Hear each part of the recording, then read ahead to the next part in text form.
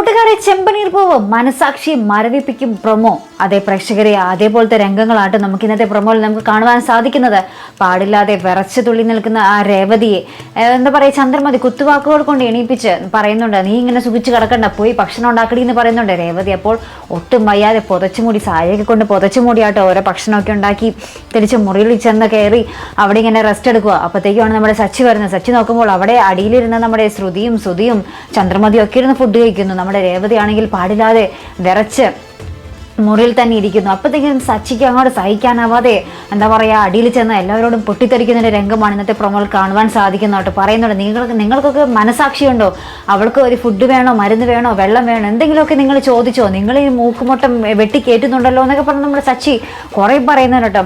അപ്പോൾ ഇതൊക്കെ കേൾക്കുമ്പോൾ നമ്മുടെ രേവതിക്ക് ഒരു ചെറിയൊരു ആശ്വാസം കേട്ടോ. തനിക്ക് വേണ്ടി നമ്മുടെ സച്ചി ഇത്രയൊക്കെ പറയുന്നുണ്ടല്ലോ എന്നുള്ളൊരു ചെറിയൊരു ആശ്വാസം നമ്മുടെ രേവതിയുടെ മുഖത്ത് കാണുവാൻ സാധിക്കുന്നുണ്ട് കേട്ടോ. ശേഷം നമ്മുടെ രേവതിക്ക് നമ്മുടെ സച്ചി ഫുഡൊക്കെ കൊണ്ടുവന്ന രേവതിക്ക് വാരി കൊടുക്കുന്ന ഒരു രംഗവും, അതിനുശേഷം നമ്മുടെ രേവതി കെട്ടിപ്പിടിക്കുന്നതും, പിന്നെ സച്ചി നമ്മുടെ രേവതിയുടെ നെറ്റിയിൽ ചുംബിക്കുന്ന ഒരു രംഗമൊക്കെ തന്നെയാണ് നമുക്ക് കാണുവാൻ സാധിക്കുന്നത്. എന്തായാലും പ്രേക്ഷകർ, ഒരു കിടിലൻ പ്രൊമോ തന്നെയായിരുന്നു ചെമ്പനീർ പൂവ് ഇന്ന് പുറത്തുവിട്ടത്. എന്തായാലും നമുക്ക് ആ ഒരു മനോഹരമായിട്ടുള്ള മുഹൂർത്തങ്ങൾ നമുക്ക് കാത്തിരുന്ന് കാണാം. അപ്പോൾ ഇതുപോലുള്ള പ്രൊമോ റിവ്യൂസിനും എപ്പിസോഡ് റിവ്യൂസിനും ഒക്കെ നിങ്ങൾ മറക്കാതെ ചാനൽ സബ്സ്ക്രൈബ് ചെയ്യുക.